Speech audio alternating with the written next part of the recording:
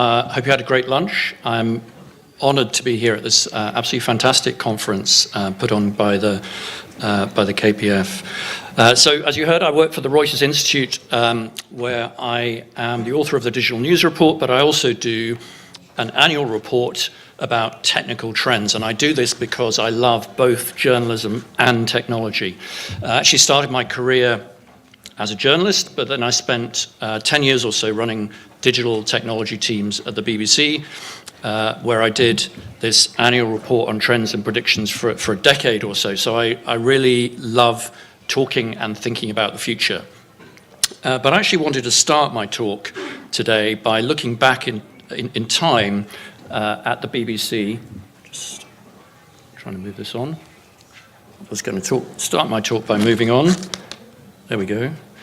Going back 20 years, because it is exactly 20 years ago since the BBC launched its BBC News website. We launched it in November 1997, so 20 years ago this month, and I was part of the original team. So embarrassingly, we actually don't have the first front page. This is one from about a year later, and some people say it's just because we were working so hard we forgot to capture it. You'll notice the front page is incredibly simple. That's because in 1997, most people used to access the internet by using one of these things, which is called a modem. Young people haven't heard of it. And that allowed you very, very slowly to see a web page. The first web pages took about 30 seconds to load. Can you imagine, back in 1997, using one of these modems? The other thing that's interesting is that on the front page, we had this little slogan called, where we said, updated every minute of every day. And we spent a lot of time thinking about this because it seemed to crystallize for us what was different about the internet. That it's not about broadcasting news at people at a time of our choosing. This is the moment when the audience is in control. This is the point that Dan Gilmore made before lunch, and that absolutely changes everything. But at the time we started this new service, we had literally no idea what impact this was going to have. The first stories used to get maybe 1 or 2,000 page views, but gradually you can see there in 1997, virtually nobody using the BBC News website. But gradually as stories came and went, more people came, and then each time they came, they stayed. In 1997, only 20% of people in the United Kingdom had the internet, were accessing the internet. Today that figure is pretty much 90%, so pretty much ubiquitous coverage. And today, as documented now by our digital news report, we've only been going since 2012, you can see that online has actually overtaken television. You see it happening there in about 2015 as the main way in which people in the UK are getting their news. BBC News Online, which is the service that we started 20 years ago, now reaches more than half of UK adults online every week. And the BBC News app is used by around half of all smartphone news users in the UK. The other big change, of course, has been the way in which people access news. So back in 1997, as we heard earlier, there was no Google. Google started 1 year later in 1998. People could have fumbled their way around the internet with the help of internet directories. Yahoo was around, of course. First generation search engines, I used Alta Vista and its advanced search techniques. There was one called Web Ferret, I remember.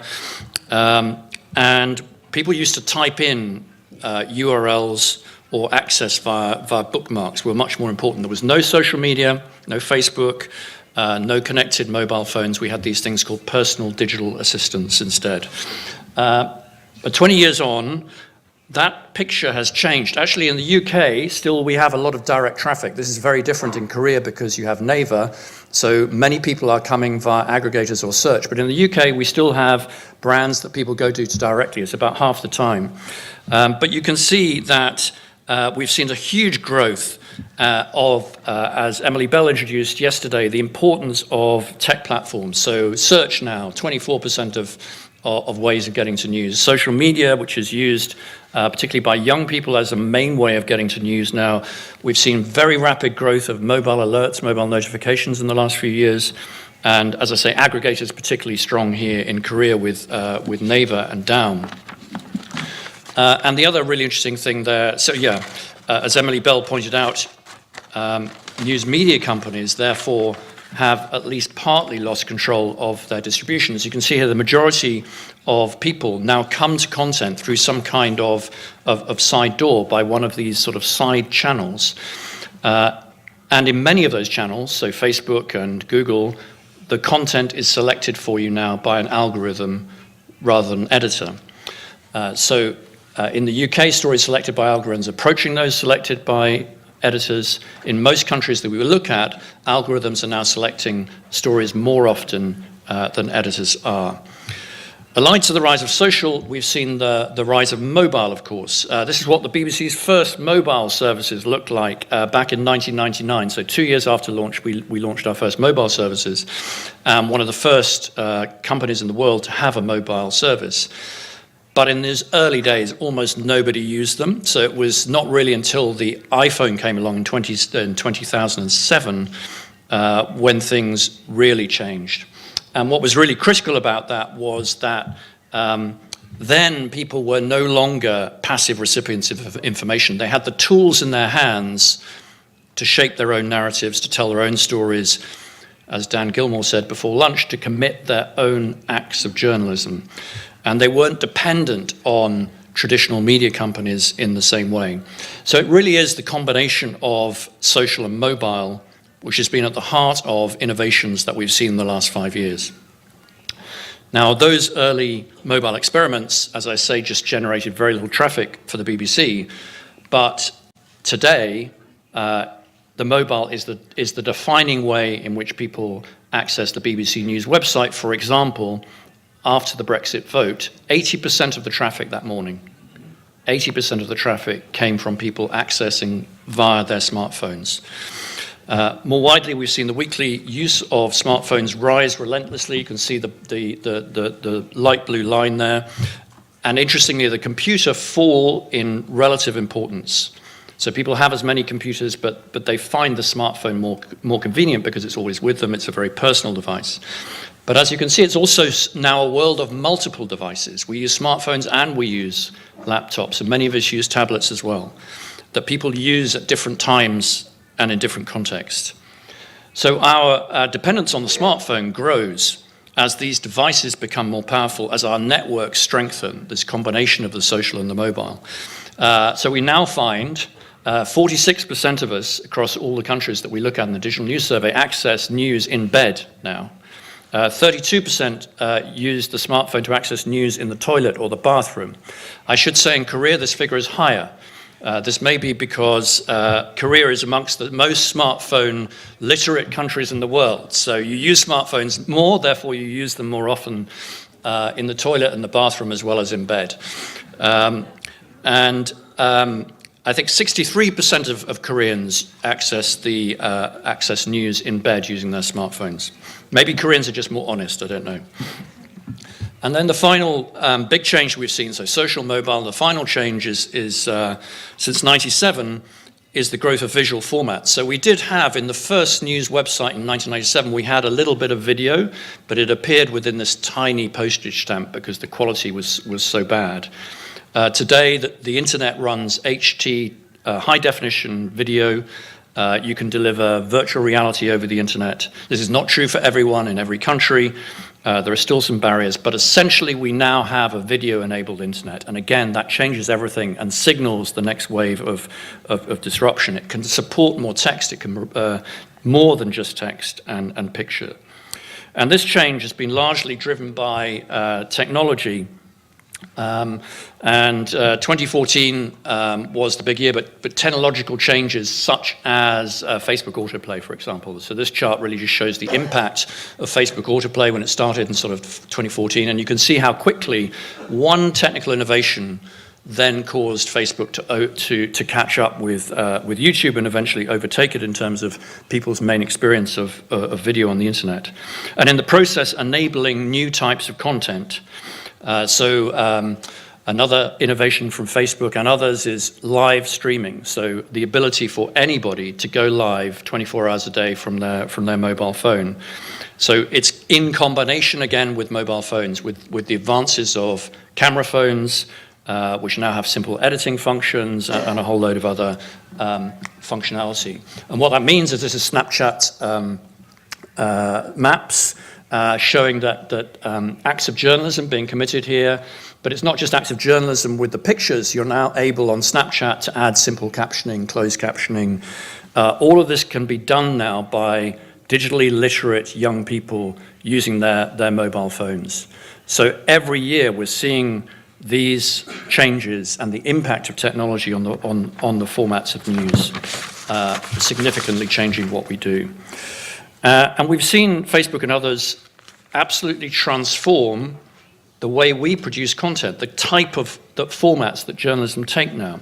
So new companies, you can see here on the left, Now This, AJ Plus is another one, creating content that is designed to work specifically within a news feed. So it's designed to grab your attention within 3 seconds. Texted video emerged because of the context in which people were looking at the videos. They didn't have headphones, they didn't have the sound. And so that changed the formats of journalism. And not just new companies, but companies like the BBC are also now using these techniques to tell new stories. So this is a story made about the Rohingyas in Myanmar, and it's not television. This is essentially the BBC trying to work out how you can tell a serious story within a feed by using some of these techniques of talking directly to the camera. And there's no commentary, there's no correspondent here. This is about unmediated, but still telling a serious story within that different context. So when this is not television news. This is video journalism designed for a new context. When we started the BBC News website in 1997, it was a pretty simple picture. We had articles, and we produced text articles and pictures, and we had indexes, we had lists of articles, and that's what the internet looked like. Most people accessed on a website. And gradually over the years, we've had all these other opportunities. So now we have ways of telling story off-site. So within social networks like Facebook or Kakao or Naver, we have opportunities to tell stories that are longer because of the video-enabled internet. So we're not confined to short stories. We can tell very video-rich stories, or we can tell stories in half a second. We can use an animated GIF to tell a story, for example. So you have these new dimensions. And I think this is what we've seen in the last few years. As new platforms and new formats have emerged, we've seen these exploding formats. We've gone from that to that. So from just having a few options to having all kinds of ways of telling stories, off-platform, long, short. And this is really confusing. I think it's really confusing for consumers. It's also really confusing and difficult for the producers of content to know which platforms they should use and where they should focus their effort. This is one of the real challenges, I think, going forward. So exploding formats, social and mobile, amazing connectivity.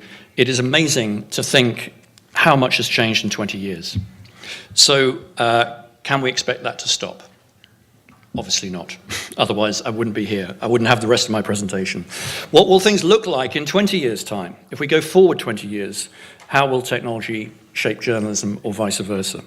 So obviously, I don't really know the answer to this question, but I think we can get some clues by tracking what's happened. So what we find is technology tends to move in 10-year cycles. So first of all, we had mainframe computing in the 1960s, and then mini computing, and then personal computing, and then desktop revolution, and then mobile in the 2000s, sort of heading into 2007, which took a decade really to sort of make an impact. So we're kind of ready for the next change. And many people obviously are wondering what that is and are betting on what that might be. And as I say, I don't know the answer, but I'm going to give you 5 thoughts that I think may be relevant to the future of information and the future of journalism in particular. So I think the first thing is is further sort of miniaturization and devices. So this is kind of happening already. In many ways, the internet is getting closer to us. I have a smart watch. Many of you will have in Korea. You love the gadgets. So there are a lot of new gadgets and new possibilities. These are very much an extra layer. At the moment, you have the smartphone, and they kind of orbit around the smartphone. They're useful for certain things, to provide glanceable content maybe, or notifications in particular circumstances, but they do not replace the smartphone. And then spectacles, of course, we've seen them before. They're coming back. So this is Snap Spectacles from Snapchat. And augmented reality, a lot of people are betting on augmented reality. So you have this digital overlay, maybe within, on top of your glasses going forward. So a lot of opportunities. We're going to see a lot of innovation in that space. Much of it won't be relevant to journalism. Some of it will be. I think the second one, and this may be more important in the short term, is the whole question of voice. And Amazon and Google, of course, have been experimenting with these connected speakers. This is the Amazon Alexa, the Echo powered by Alexa. There's also Google Home, and Kakao, of course, have Kakao Mini, which they launched recently. And what we find in our survey, we've only just started tracking this, is that they are growing really fast, so much faster than wearables, for example, much faster than watches. So 4% already for any purpose in the US, and 2% for news is higher than a smartwatch, for example, already. And it's a great way to, Alexa, play me the latest news from the BBC, for example. But also, we were talking earlier about fact-checking. Tell me how many missiles North Korea's got, or what's the weather in Seoul on Saturday. So this is also going to be about content that is specific to that platform. It's not just going to be about distributing radio programs or podcasts or things that we already make.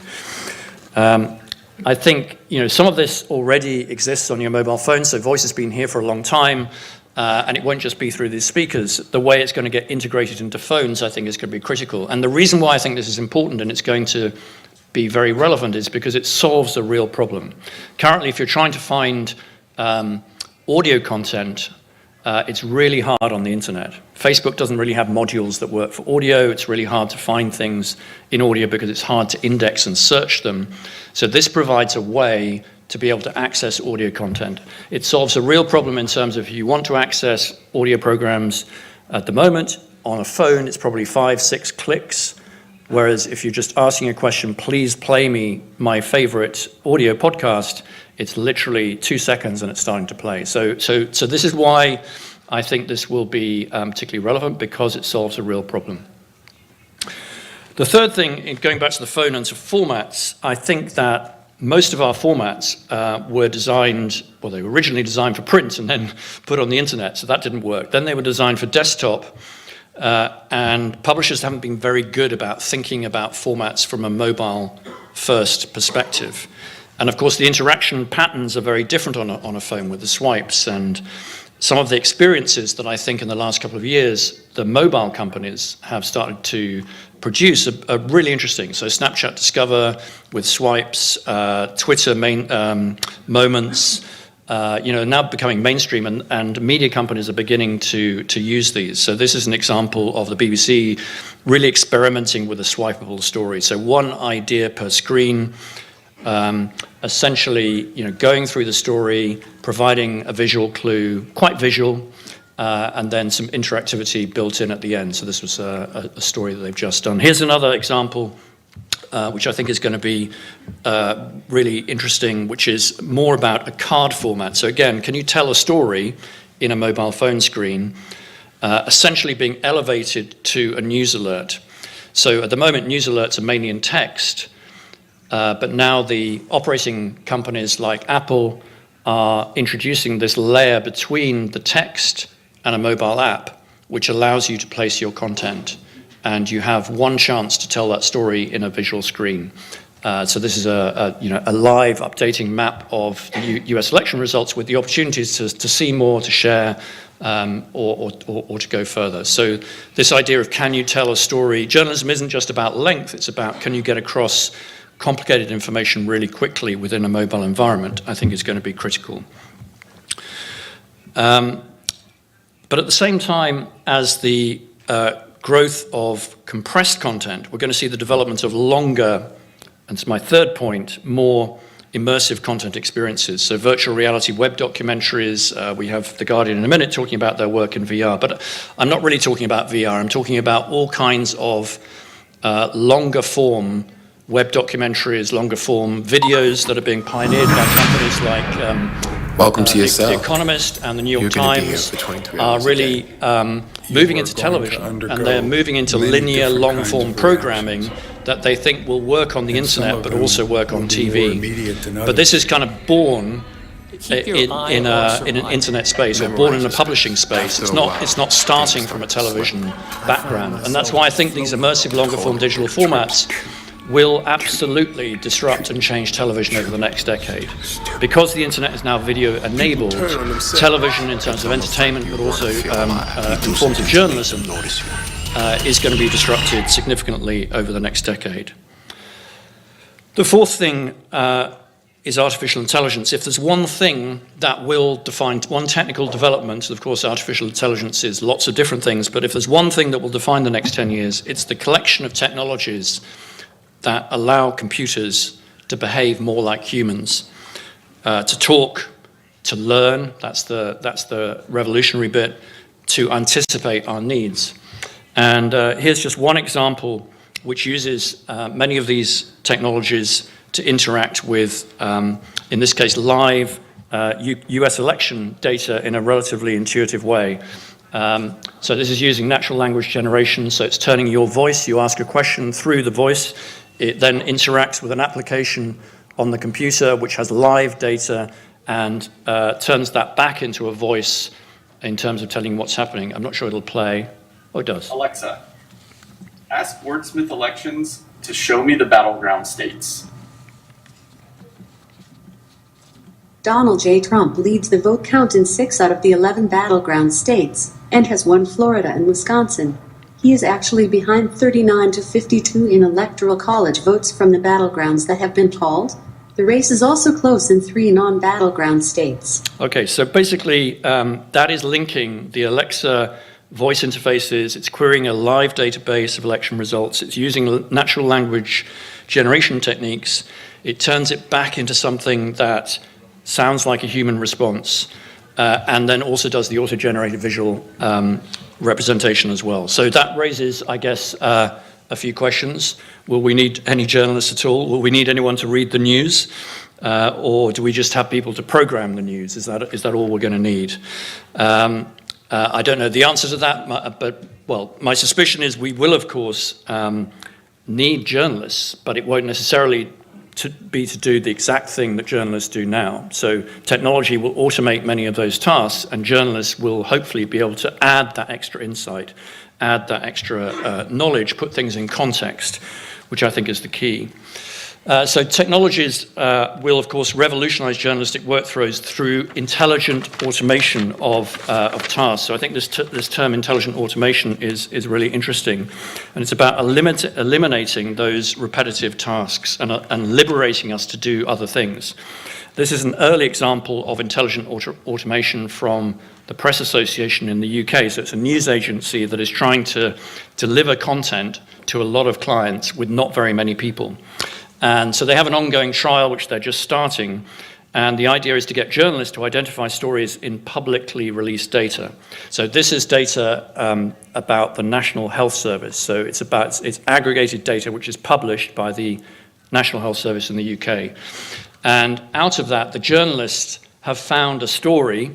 These are not computers, these are proper journalists who found a story about ghost doctors. Or phantom patients. So essentially doctors are making money out of and they don't really exist. So they found this story, and then what they're doing is they're programming using natural language, using the computer to describe this story that they found in a generic sense, and then they produce 250 different local stories, or the computer writes the stories. So the journalist doesn't write the story at all. It's all written based on a set of language to describe the story that the journalists have found, and then all the automation is done 250 times to find stories that are relevant to local news. It's just one example of how technology and artificial intelligence may shape journalism over the next few years. And the Press Association thinks that there are many other areas of business and sport in particular that could be automated in this way. So I personally think that journalists need intelligent agents on suggesting stories to cover, managing the overload of information. That's a big problem we all face as journalists. So intelligent agents to help us as well decide what's important. Okay, fifth thing, final thing, is the application, the way in which we use data and artificial intelligence is how effectively we can use that about our audiences and what we know about them to deliver more relevant content and experiences. So for the last 20 years or so, the majority of news consumption has been anonymous. So you don't know who people are, you serve the same story to everybody. It's essentially broadcasting. And that will change, and I think it has to change as we move from the anonymous internet to the known internet. This is the key thing. You'll have seen lots of people trying to collect data and knowing who you are, because once you know who you are, you can deliver more relevant services to people. And you know where they are, what content they've seen before, you can match your readers to advertisers as well. So fundamentally, this is why Facebook is making so much money and news companies aren't, because they know who you are and they're able to target you and match advertising to the people. So now media companies are getting in on the act. So this is the BBC is making everyone sign in to see its most prized asset, which is its television content. So they have an application called BBC iPlayer. And so to see any of that content now, you have to sign in. By implication, that then allows you to build up profiles and allows the news site and any other part of the BBC to use that identity to deliver, as the Director General says, to connect the perfect piece of content to people we know will love it. And to do that, that has involved investing a huge amount in data, changing the structure of content, bringing in new skills, such as data scientists into media companies. These are some of the transformations that you're going to need to take advantage of the data to be able to compete with the likes of Facebook and Naver in this country. So media personalization is not like Facebook, though, because in Facebook you just get more of what you like, and as we heard yesterday, what we need is different algorithms. We need a diversity of algorithms so we can have a diversity of news. So this is a very early example of how the BBC is thinking of doing it. So you get an email, and everyone on the email gets the thing that is most important to the BBC. So everyone gets a common top module, which is about Blue Planet, the BBC's latest big blockbuster. And then you get a BBC pick. But underneath it, what you get is segmentation. So you're segmenting people into people who like comedy or like drama or like history or like sport. And so people are seeing different things depending on what they have looked at before. This is essentially the same thing that Netflix and others have been doing for many years. So it's the same technology, but applied differently, because it's not applied in the interests of commercial of advertising. It's applied in the interests of more relevant journalism or more relevant public service content in this particular case. So, as I say, this is really applying everything that these companies have learned, but making it relevant to our industry and to our values. So, that's pretty much it. It's been an amazing 20 years, going back to when the news site started in November 1997, defined by amazing internet protocols, and then mobile and social, and the explosion of new formats. Looking forward, we need to be prepared to continue to change the formats of news to match the platforms that people are using. So we mustn't assume that the article, the news article, or the television style package will be relevant in 20 years' time. Secondly, television is clearly next in line for disruption. So it's held out for some time, but I think inevitably the television will become just another big screen. that is attached to the internet. So it's great for watching long form and sharing your experience. It's great for watching live content. Thirdly, news companies will need to know more about who their audiences are. So move from the anonymous to the known. And this is partly because business models and value is shifting away from advertising towards models that depend on relationship and trust, so membership and subscription and donation. Fourthly, only companies that take data and technology seriously and use it effectively will survive. Now that's quite a strong statement, but I think at least to some extent need to understand how to use technology effectively to drive value for people. And then thirdly, embrace artificial intelligence, computer-assisted journalism, intelligent automation, I think, will be critical. There will be a lot of resistance. Many people will resist these technical advantages, and there are, of course, dangers, but there are also many opportunities.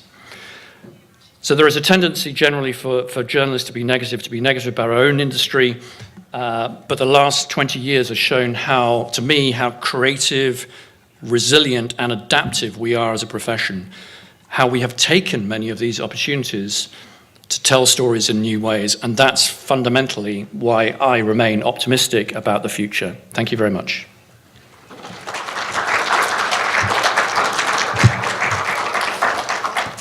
네, 지금까지 기술과 경영 혁신을 주제로 한 세 번째 세션의 첫 번째 발표였습니다. 역시 그 제목처럼 그 질문들도 주로 기술과 경영 또는 전략과 관련된 질문들이어서 저희가 기술과 관련된 질문을 하나를 뽑았고 그다음에 하나는 또 어떤 미디어 경영 전략과 관련된 질문입니다. 먼저 BBC와 관련된 질문이 있는데요. 최근에 BBC 같은 경우에 라디오를 강화하고 있는 인상을 받습니다. 왜냐하면 한국에서도 얼마 전에 BBC 라디오가 런칭이 됐는데 영상이 아닌 라디오 매체가 앞으로 가질 수 있는 경쟁력이 있습니까? Yeah, so just to be clear, I don't represent the BBC, but I am aware of the BBC expanding into radio as well as investing actually in a lot of internet sites. I think what's interesting is the radio actually has been less disrupted than print newspapers, for example, and I think probably will be less disrupted than television because with the radio, you can do something else while you're listening to the radio. So I think audio is a particularly interesting medium. A lot of people spend a lot of time in cars, like in Seoul, you're spending a lot of time in traffic. So the radio is actually an incredibly important medium. And I think the real problem for audio has been discoverability. And I think that some of the developments that I talked about will really help with discoverability. So I think radio and podcasts and audio, I think is going to be really important over the next few years. 네, 최선을 다해서 답해 주셔서 감사합니다. 다음 또 한 가지 질문은 이제 기술과 관련된 질문인데요.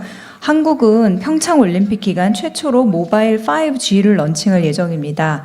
5G는 언론사에 어떤 변화를 가져올 거라고 예상을 하십니까? 또 5G에 적합한 콘텐츠 포맷은 뭐라고 전망하십니까?